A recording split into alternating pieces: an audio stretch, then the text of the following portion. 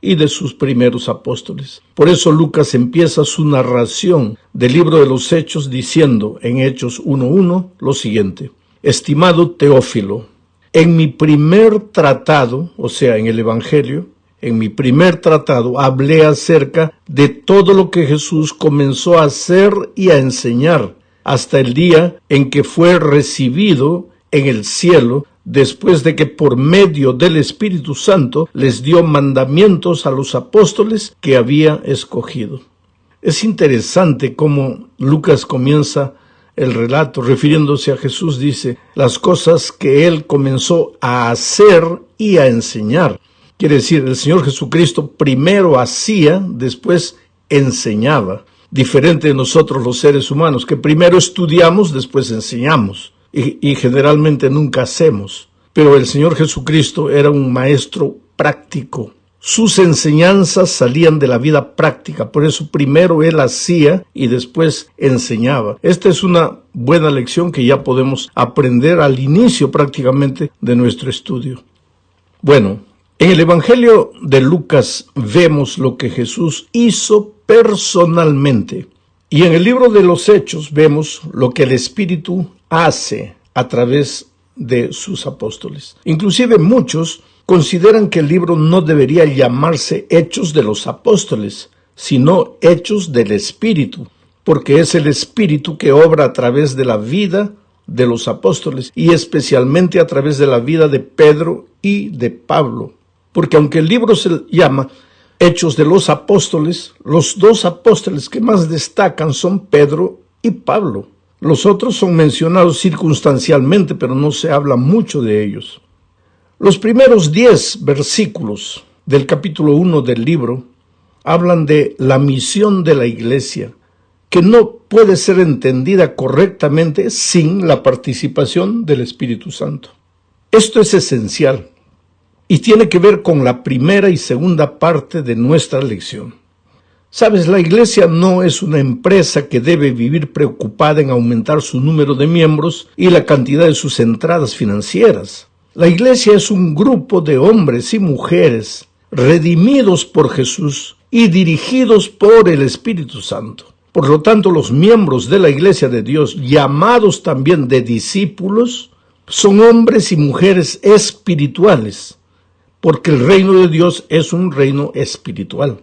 Si no entendemos la naturaleza espiritual de la iglesia, pues no entenderemos la naturaleza de la misión y haremos crecer una empresa pensando que estamos haciendo crecer una iglesia y en realidad no estamos haciendo crecer la iglesia porque la iglesia es completamente espiritual. Y este tipo de crecimiento solo de la estructura, nosotros podemos estar haciéndolo inclusive con toda sinceridad, pero sinceridad jamás fue sinónimo de estar en lo correcto.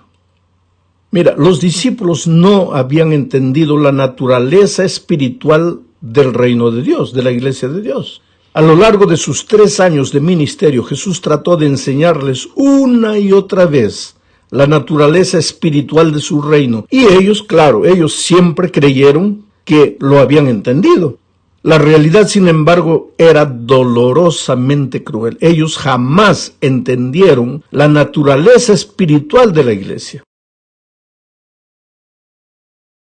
Por eso, cuando Jesús murió, ellos se sintieron frustrados, derrotados, tristes, pues sus expectativas políticas habían llegado al fin. El reino de los cielos, entre comillas, de los cielos, para ellos, era un reino que no había pasado de una ilusión.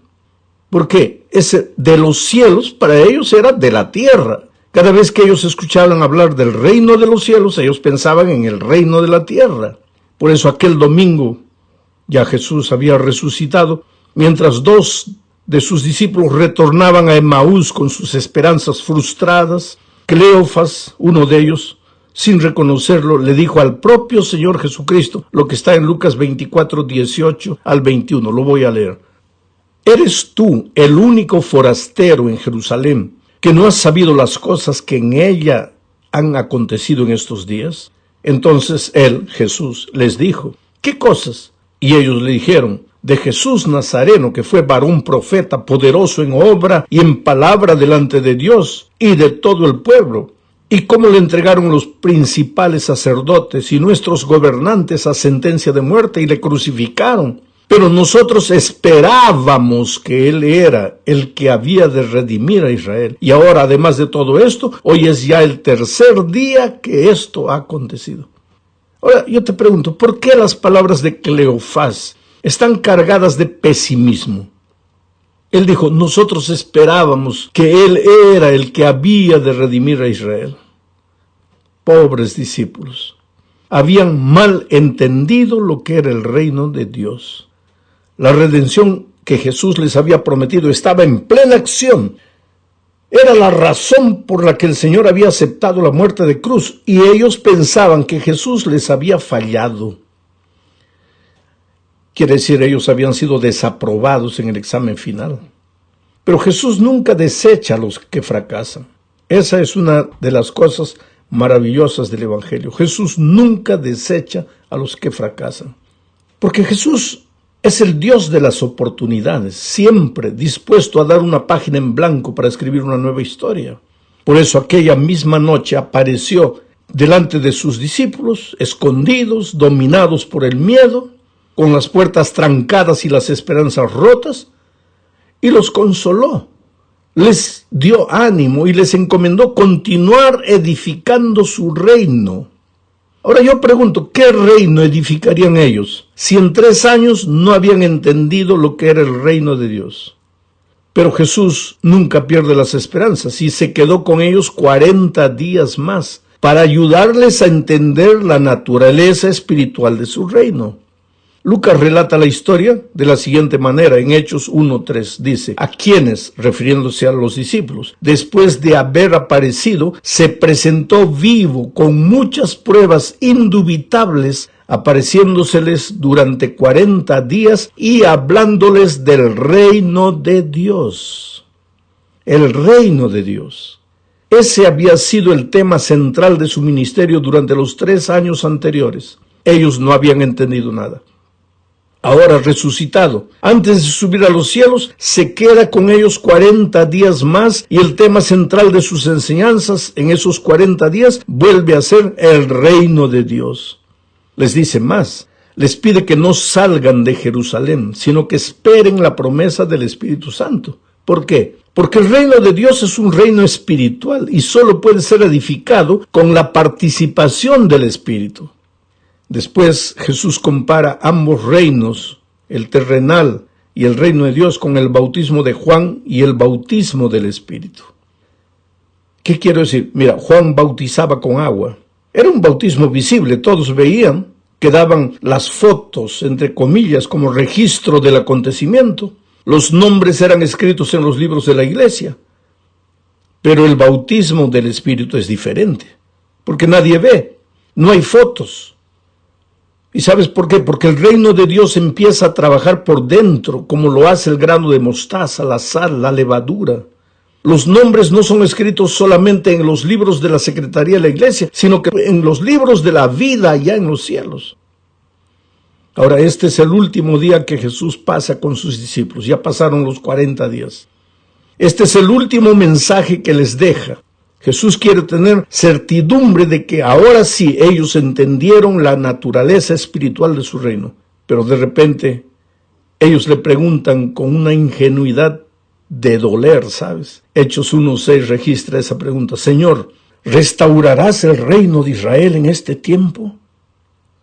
Imagina la decepción de Jesús.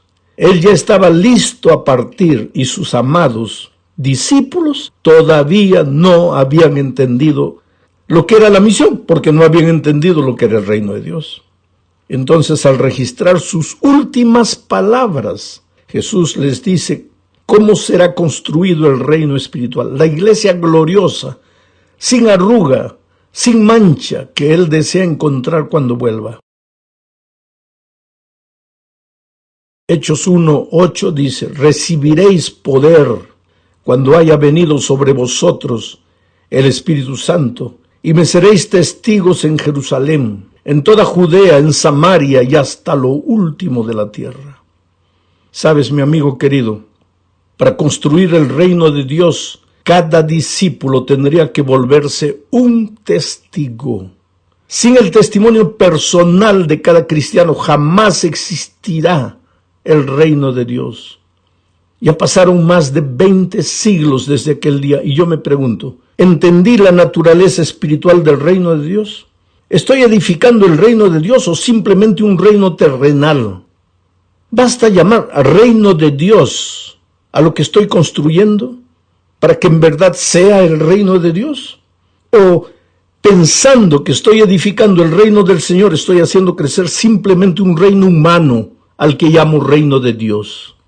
Esa es la pregunta que todos nosotros tenemos que respondernos. Líderes y liderados, pastores y obreros.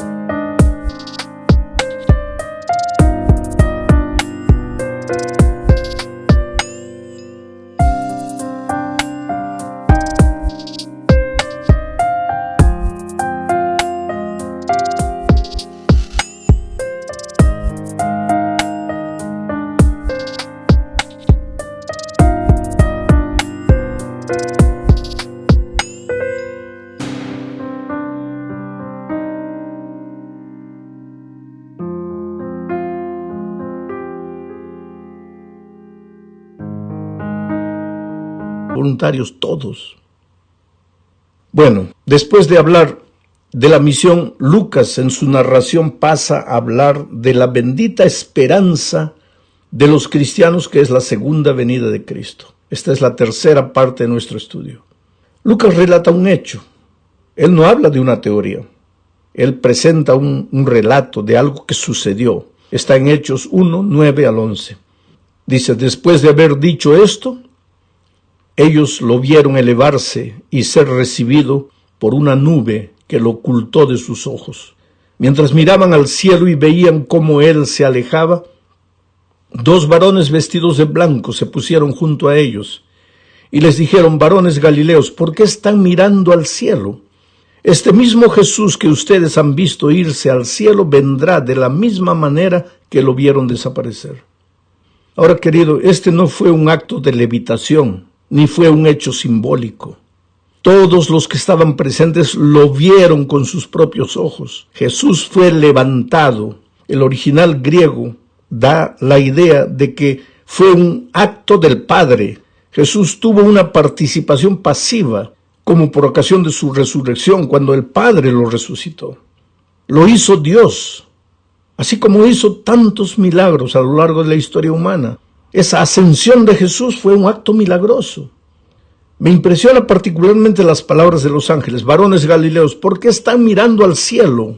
Este mismo Jesús que ustedes han visto irse al cielo vendrá de la misma manera que lo vieron desaparecer. Hay dos preguntas, dos pensamientos que debemos destacar en este texto. El primero es que la vida cristiana no es un mero misticismo. ¿Por qué están mirando al cielo?, preguntan los ángeles. La vida cristiana no consiste solo en mirar al cielo, es necesario hacerlo. Sí, hay que mirar al cielo, pero no solo eso. Mira, Pablo dice en Colosenses capítulo 3, versículo 2, pongan la mira en las cosas del cielo y no en las de la tierra. Pero querido, es necesario también recordar que Jesús nos dejó una misión para ser cumplida como remedio contra el misticismo de querer mirar solamente al cielo. Esta misión no es una misión humana, es divina. El blanco es todo, todas las naciones, todos los seres humanos, todos los idiomas y razas y pueblos. No hay tiempo para quedarnos solo mirando al cielo. Es menester hacer esto y no dejar de hacer lo otro. Mientras miramos al cielo, mientras clamamos por el poder del Espíritu, tenemos que colocar las manos a la obra en esta tierra para terminar la misión que Cristo nos encomendó. En la cuarta parte de este comentario diremos que delante de la pregunta de los discípulos de cuándo se cumpliría la promesa, La respuesta de Jesús fue que el asunto del tiempo no era algo que les competía a ellos. Lo que ellos deberían hacer es esperar la lluvia del Espíritu Santo y cumplir la misión. ¿Qué hicieron entonces los discípulos? Voy a leer Hechos 1, 12 al 14. Dice, entonces los apóstoles volvieron a Jerusalén desde el monte del Olivar, que dista de Jerusalén poco más de 1 kilómetro, porque de Jerusalén hay que bajar al Valle del Cedrón y después subir para el Monte de las Olivas, un trayecto de 1 kilómetro más o menos. Cuando llegaron los discípulos entonces a Jerusalén, ellos hicieron el viaje contrario, del Monte de las Olivas a Jerusalén. Subieron al aposento alto, que era voy a seguir leyendo el texto, era una residencia particular. Subieron al aposento alto donde se hallaban Pedro, Jacobo, Juan, Andrés, Felipe, Tomás, Bartolomé, Mateo, Jacobo, hijo de Alfeo, hijo de Zelote, y Judas, el hermano de Jacobo. Todos ellos oraban y rogaban a Dios continuamente en unión de las mujeres de María, la madre de Jesús, y de sus hermanos.